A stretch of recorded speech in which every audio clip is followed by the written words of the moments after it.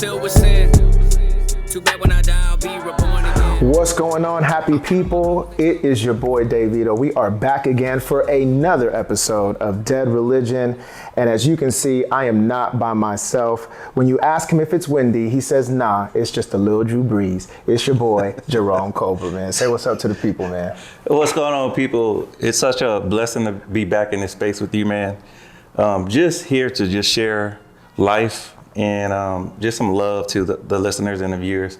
So just thank you for opening up this opportunity for me to just share a little story that's near and dear to my heart, man. I love you, man, and I'm grateful for you, brother. I'm grateful, man. It's going to be a good one today, man. But before we get started, I just want to give shout outs to our sponsors for today's episode. This week's episode is sponsored by Texvestors Property Investment Group. They are multifamily investors with a goal to provide modern contemporary design living at affordable prices while building generational wealth for kingdom purposes. And I would be remiss because we have such a treat for you guys this week. We have a very special sponsor for this episode. It is Casa of Collin County. Casa of Collin County is on the front line of services for children removed from their homes and placed in child welfare due to abuse and neglect. Casa of Collin County trains, supports volunteers to serve as court-appointed advocates who provide their best interest advocacy and meaningful connections for children in the child welfare system who experience abuse, abandonment, and neglect. So there's a reason for all of that. The series that we're going to take you guys through for the next 2 weeks is called Delayed But Not Denied. And I know that this is a very near and dear series for you. We've had a lot of conversations about this. I know that we've walked through some things together in regards to this, but you've got a very interesting story in regards to really what kind of led us here at this point. And so this particular episode is called The Journey Begins. And, I'll stop there, man. I know obviously that your family has expanded, so why don't you tell the people, kind of what you've been up to since the last time that we kind of got together and really started doing this full time here. Yeah, so the last time that you guys saw me, obviously I was and am a married man, a well-devoted husband to my wife. But during that season, we were also looking at what parenthood looked like for us. And this season that we're in currently, God has provided that miracle of a promise that we have been praying about for 2.5 years. So this episode will kind of just go through that story and highlight, what that process looked like for us. Because like David mentioned, it's a story of delay but not being denied. And I always think of it as, being a journey and not the destination, and it's God's story through me. And I think that's it will be the best chapter of my life. Yeah. And how God, we stayed faithful in the process and God saw us through this moment. So, hey man, one of the things I love about your story, man, is that, it's a true testament that sometimes God's promises are disguised as pain. Yes. And I know that you guys went through a lot of pain, man. How long have you and your wife been together? Well, we've been together for nearly 10 years, but we've been married. It'll be 6 years in May. Wow. So, the process of family and legacy started when we decided to get married and God allowed us to be married. And during that process is when we started, really being intentional about what family will look like and what legacy will look like. And that's kind of where we are now of life as parents. Amen. So, man, listen, man. So for those of you that do not know, you went through an adoption process, right? Long, trying, lots of ups and downs, a lot of twists and turns. But in the end, right, God fulfilled his promise to you like he fulfills his promise to all of us. I guess where I really want to start is with the initial steps of like what led to taking this route. I'm sure, as you think legacy, maybe you didn't think you were going to go through the adoption route, right? Maybe it looked a little bit different for you. Why don't you tell the people like how you started to take those first steps, what that process looked like, the research that went into it, the consultations that went into it, and then ultimately that decision making there for the people. Absolutely. So first, I really want this story to help encourage someone that might be in the process of adoption, considering adoption, or on a cusp of adoption. And not only just, individuals that are in adoption process, but just anyone that is in a waiting season when it comes to a career, maybe finding a husband or a wife, or just a difficult situation that they're in the midst of. And just knowing that God is in the middle of it and God is right there with you. Yeah. So for this process, it starts back actually 13 years. So we know that there are stories in the Bible of Abraham waiting 25 years for God to fulfill a promise to him. Mm-hmm. And also Joseph waiting 13 years, again, for God to fulfill a promise for him. So that's actually my story, 13 years of waiting for fatherhood and my wife and I to be parents. So first thing I want to do is honor my wife.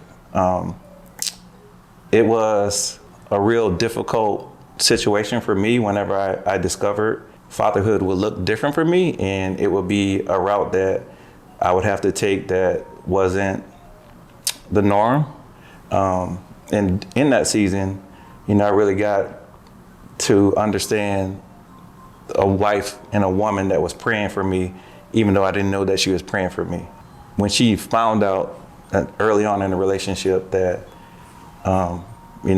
infertility was part of my DNA, and, the challenge that you would normally find in a woman and having hesitation of the picture that they have for their life and what family looks like, she was 100% in the beginning. And the reason why I'm honoring her for that is because that looks different for everyone. And for her to trust in me, just like God trusting us, it's been unbelievable. Man, I've always said that when God is silent, it just means that he's up to something. Yes. And, God's promises, I think we all have these expectations of like what it's supposed to look like. Right. And we have these dreams, we write them out. And then when it doesn't occur the way that we thought it was going to occur, a lot of times it's easy for us to just blame God and say, you knew the desires of my heart. You knew that this is what I wanted. How could, why is it happening, or why is it not happening, or whatever the case might be. And, to have a woman by your side, right, that's a true helpmate and can remind you of who you are, can remind you of God's promises, can remind you that through thick and thin, in sickness and in health, for richer, for poorer, I'm going to be by your side. You started this journey already blessed, man. That's right. Because it takes special, special people to recognize that and then to let that unite them, because in many cases it can divide them. So big commendation to the wifey, man. And obviously, just a testament to who you guys are and obviously the relationship that you guys have, man. Yeah. So definitely salute you for that. Yeah. Talk about, no, go ahead. And that's why I highlight that. It's because God knew and he knows the desires of my heart. And like during that season when, that was going to be part of my story, it was a gut punch as being just a man, because we are created to plant seeds and multiply our family. So having her, just from day one, being that person in that rock that whatever the situation was, we were going to do it together, and how it looked for our family, we would do it together. It's just so magnified in my life now. So man, that's a blessing, bro. So talk about some of the challenges and some of the uncertainties that were faced as you're making this decision so you guys already accepted it, right? Now you guys are going to go through the process of actually adopting and what that looks like for you guys. I'm sure there was a lot of uncertainties. I'm sure there was a lot of challenges. What were some of the things that you guys faced? Just the unknown about what the family will look like for us. We prayed about parenthood for several years leading up to that point. And I think that is, and still is, the key to how we, we just live. The biggest challenge in the beginning is we didn't know what we didn't know, right? We didn't have friends and family that have adopted in a past life. So the biggest challenge was doing the research and finding the right agency that really felt like it would be perfect for the decisions that we were making and what that would look like, right? So for people who don't know how many agencies are out there, right? Like you look at retail stores, you look at restaurants, they're just like on every corner, right? How do you go, like, what was the process of you guys selecting this particular agency that you guys went with, and what was like the differentiating factors that really made you like comfortable and know like, okay, this is the one? Right. So initially, like anything else, the first step is Google. You Google adoption agencies, and you get a wealth of information and agencies that, you know, provide that service. And it can be a little bit daunting because it's something that is going to be lifelong for you. So you want to make that right decision. So after we went through that process and probably understood that probably wouldn't be the best route for us, my wife had a friend that she used to work with that adopted a son. They actually adopted 2 kids, and he provided a reference to us to an agency that was based in Austin. But this agency at the time, they were overbooked.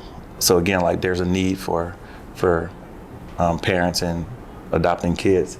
So they recommended a local agency, which was perfect for us. So we didn't have to travel to a different city to have the process and,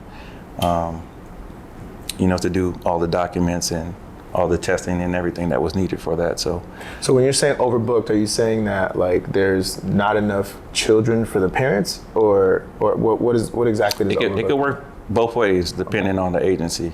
We work with a private agency that only work with a limited amount of families, so 10 to be exact.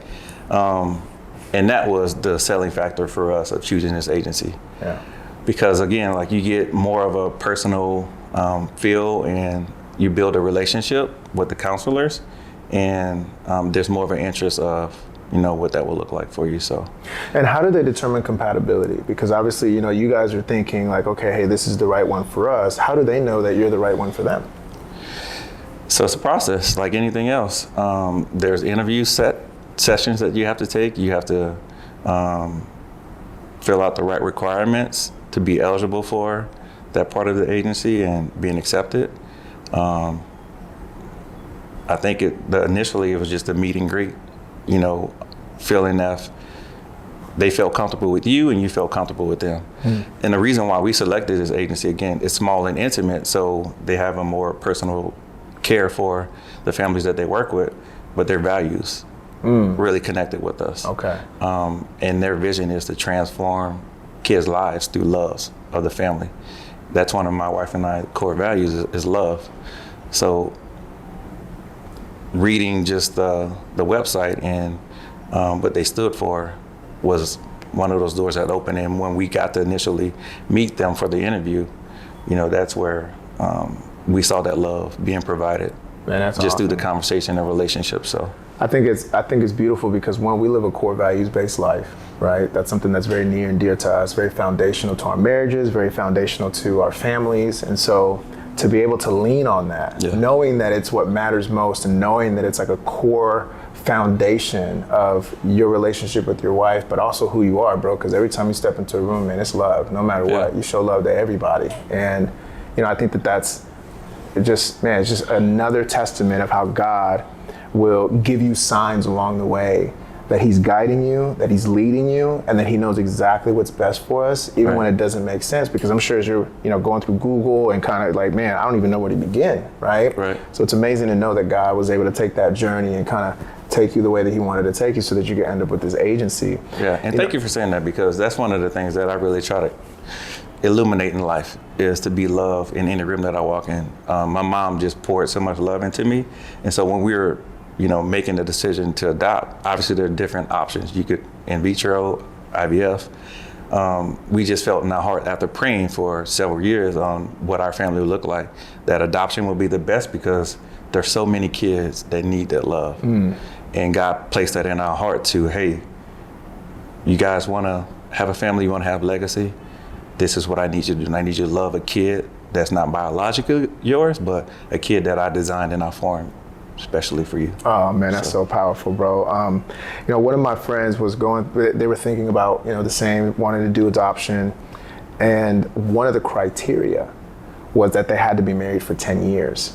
And even though they had been together for, I think, 15 years, they were never married. And so right off the jump, they weren't even considered. So it just shows again, you know, when you do it God's way, when you make the right decisions, when you put yourself in a position for God to do something for you. I don't know about you, bro, but it always blows my mind. Oh yeah, absolutely. Always blows my mind. So you guys go through the process, you're doing the interviews and stuff. Talk about the in-home study. I remember you were telling me about that process where they come in and obviously I'm not really familiar with exactly everything that goes into that, but explain what the home study is and the importance of that through an adoption journey, and then maybe some of the emotions and preparations that you had to kind of prepare for, you know, while this is taking place. I mean, it's like the fate of, you know, this decision is essentially in this study. Talk to us about that. So we had a really good adoption counselor, right? She was very qualified. And she built a really strong relationship with us. One of the things that she said during the home study, this will be the most awkward visit that you will ever have. And it's so true. Okay. Because they come in and they invade your space. Obviously, like, your home is your privacy, right? Yeah. So you thinking initially the emotions were, all right, they're coming to do a home study. They're just gonna observe and look around and see where maybe, you know, we left a dish in a sink and everything be fine. Yeah. No, it's totally different. They come in and open every door, every closet. And it's just real, you know, emotion where you just like, does this really happen? Like, for someone to have a kid, right, and just bring them home, and you don't think about all the safety precautions of knives being left on the counter, on what the door handles look like. So the emotions of, on the other side, now we got someone in our house walking through every element, you know, how different that is when you naturally bring a kid home versus adoption. So those emotions were, you know, just uneasy a little bit. Yeah. But then we know that the intentions of the home study was right. Man. And what they were trying to develop and make sure that it was a safe environment for the kids. So, and one of my favorite sayings is get comfortable being uncomfortable. Yes. Right? And so while that may have been a very uncomfortable situation for you and obviously for your wife, you know, you probably weren't even thinking about like the level of detail that was going to go into, you know, what they're looking at and what conclusions are they going to draw from what you guys are looking at. Right. I'm just curious, bro. What'd they say when they opened up that closet door, man? Saw them Jordans in there, bro. She just said this kid is going to have some nice shoes. Real talk. Oh man, that's so funny. But again, like, you don't, it's the unknown, so you don't know the questions that they'll send you a guide of what to expect. Yeah. You know, if you have a firearm, have it in a safe, have the ammunition away from the firearm, and those little details. But when they tell you to, you know, open up, you know, the hall closet, or you have chemicals at the bottom of your sink, you know, just everyday life that you do as a parent or as an adult. Now you got to rethink that over and over again. Yeah. So when they left, man, what were you and your wife thinking? Oh, we said we got some work to do. Okay. We got some work to do. We got to make sure this house is baby proof. Yeah. So, but started to get the little doorknobs, you know, and the little latches on the cabinets and stuff like that. We still got a little time for that. So. Yeah. But well, that's good, man. So then after they leave, you know, now it's the wait. And I don't know about you, man. To me, the wait in any situation that we go through is the most difficult part. It's where there's so much uncertainty, and you really are left to just hope and believe that, you know, that this is God ordained, that you did enough, that they saw enough. What was the waiting game like as you reflect on the experience, you know, while you're waiting for a match? Obviously, you're waiting now for the birth of a child. You're also, you know, with the birth mom as well, and what that interaction is going to look like. You know, what were some of the strategies that you guys had to kind of manage that and kind of cope with like the unknown? Yeah, I mean, that's exactly what it is, the unknown. It's a waiting period. You can receive a phone call 2 days, or you can receive a phone call 2 years. And that waiting period for us, the strategy was like we always have been, is staying rooted in God and trusting God. I mean, during that season, we really had to lean on our tribe. You're part of our tribe. You know, just people of our family of choice at church, and our family, biological family, and our friends. There were times where I could be defeated, and my wife would lift me up. She would be that rock and support. Vice versa, times where she would be defeated, just because naturally you want to have it on your time, but God has a perfect and pleasing time for you during that season. And I think one of the biggest periods during that waiting period is you have to fill out a family profile book, right? And the profile book has pictures. It has your family, what it looks like, you know, some of the hobbies you like to do, what's important to you. I find myself a few times questioning, did we do this family book right? Because we hadn't been getting phone calls and thoughts of, you know, what the kid, you know, the kid that was waiting for us. So you start rethinking, and should I not have added this picture? Yeah. Should I look a little bit more professional in the makeup of the book? Yeah. You know, you start questioning that process in your head. So should I have worn, you know, polos and khakis? Right. Yeah. But so for me, I thought our book was too fun. And my wife would always pull me back in and said, this is who we are. Yeah. So we want to share who we are, for that kid to know who we are, for that birth mom to know who we are, and what type of environment would be brought in, the kid would be brought into. I mean, I wouldn't have it no other way. I'm sure God wouldn't have it no other way, right? Absolutely. Like, he wants us to be us in exactly the way that he made us, and exactly the, you know, what you see is what you get. Right. And that's one of the things I respect about you, man. One of the things that I hope people respect about me. Yeah.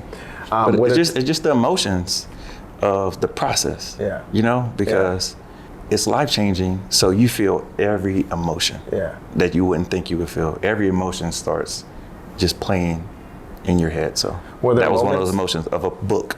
Like, I'm like, really, a book? A book. Yeah. Never mind the testimony, right. just the book. Right. I gotcha. So were there times when, like, you guys had maybe some close calls, maybe you guys were under consideration, maybe it didn't work out? Like, what was that like? Yeah, so my son now, he's 10 months. His name is Malachi. King Kai. So before Malachi was matched with us, we had 3 before then. Okay. So 2 girls and 1 boy. Those processes were all different. One was actually like super fast, where we had either to make the decision if we wanted our profile book to be shared or not, which was, again, a motion where, is it the right time for us? Because we just got started in this process. Are we ready? Because we haven't gotten anything yet, but we're in adoption process. And then 2 other situations where our profile book was shared, and then the emotions of let down, knowing that we didn't get selected. So again, like those emotions of, is my book okay, or what the situation is. But it comes back to, you know, God's timing for everything. And now I know, and we know that God designed Malachi perfect for us, because he even kind of looks like me, which he does look like me. I'm trying to tell you, man. Which is God, you know, knowing our heart and forming that kid based on what we have been praying for. So, man, what's funny is I had a conversation with our co-host Nikki, and she has done some work with adoption agencies before, and she said that when kids get selected, a lot of the times they end up reflecting one of the parents or both of the parents, man. It's so true. Yeah, I thought that was so unique when she said that, and it's funny that you're saying that now, because it just confirms everything that we were talking about, man. Absolutely. So, you know, obviously as we wrap this week's episode up, man, you know, I've met King Kai, love Kai, so sweet, so calm, so tranquil. And, you know, and we'll dive a little bit deeper into what the promise fulfilled looks like. But for somebody that may be going through this, maybe they've been told no, maybe they've been waiting longer, what are some key takeaways from this experience up until now? Because obviously you have the promise delivered, right? But before that, what are some of the key takeaways that you would share with somebody if they were walking in your shoes? The biggest takeaway is leaning heavily on your faith. It's a journey again, right? So that's what my wife and I did. Our core scripture for our family is Mark 10:27, with God, all things are possible. So we knew that it was possible. And when God was ready for us, he would make it possible. And that's exactly what it did. You have to find peace in the waiting. A lot of people sometimes tend to accelerate their dreams and their aspirations. But when you find peace in the waiting, not being selected 3 times, you don't get overwhelmed, you don't get defeated. You pick yourself back up, and you trust and believe in what God has for you. Yeah. So I think that was the most important experience for us, is having that peace in our heart. And it's so funny now, like our son, I know that God delivered that peace because he's so peaceful. Yeah. Like, he is not an overexcited kid. He's so calm, and his demeanor is everything that we pray for. Yeah. So just trust in the peace inside of your heart, and God will deliver and fulfill it for you. So, You know, this reminds me of Abraham, as you had mentioned earlier in the show, right? He had to wait 25 years for Isaac. But along the way, he got tired of waiting. Maybe it was Sarah. Maybe them collectively decided, man, I'm getting older and older and older. And, it does not look like this is really going to happen. And it was in the waiting. You mentioned peace in the waiting. It was in the waiting where he decided, you know what, let me take matters into my own hands. Mm-hmm. Let me, see what I can do. And obviously, Hagar, that whole situation gives birth to Ishmael, but that wasn't God's promise for him. And in the end, it actually caused him more pain. So I can't imagine like him having the joy of having a son and it feeling bittersweet. And like not having that peace in his heart of like, man, I didn't do this the right way. And then obviously what it had to have felt like to then, send him away, right? It's in the waiting that we mess things up. right. And I was recently listening to a podcast where they were saying that when you're in the waiting, what God is really trying to do is he's trying to remove the parts of you that he needs out of the way, so that when you get the promise that he made to you, and when you finally get that blessing that you've been praying for, not only are you ready to receive it, but you're able to honor it forever. I think of my own journey with my son, right? I had 3 daughters. Every dad wants a boy, right? And I thought I was done having kids. And I went through this incredibly difficult season of my life that lasted so many years, where there were so many things within me that needed to change and transform. And I often thought, man, am I ever going to have a son? At one point in time, I just thought, you know what, I'm just going to be a girl dad, and that's just what it's going to be. But it was in the moment of my transformation where God then said, hey, you went through the process. I was able to get rid of all of those things that you went through as a kid, because I needed you to become the type of father that reflects me, so that you can raise this son the way that I need you to raise him. And that was a true legacy moment for me. And being that he's my biological son, knowing that he's my one and only son, it gave me that connection with God of knowing what it feels like to have a one and only son. And it was truly something special. But I thank him for everything that I went through all those years prior, because the type of father that I am to him now I would have never even had the capability of being that kind of father for him had I not gone through that. And so for you, maybe you're waiting on something else, right? Maybe there's a promise that you believe that God has given you and you just haven't seen it. Maybe, you've gone through, trial and error and it just seems like it's not getting any better for you. I just want you to know that every test that you go through is a test of faithfulness. And just like Jerome and his wife had to go through a test of faithfulness, they were told no, things didn't work out the way that they thought it was going to work out. But when it did, it's almost like you forget how long it took for the promise to actually come true once you actually get it, because you're just so grateful that you went through it in the end. And so we're going to wrap this episode up here, man. You guys do not want to miss next week's episode where we talk about the dream fulfilled. You already know who it is. That's Jerome. My name is Davito. We are Dead Religion, and we are out.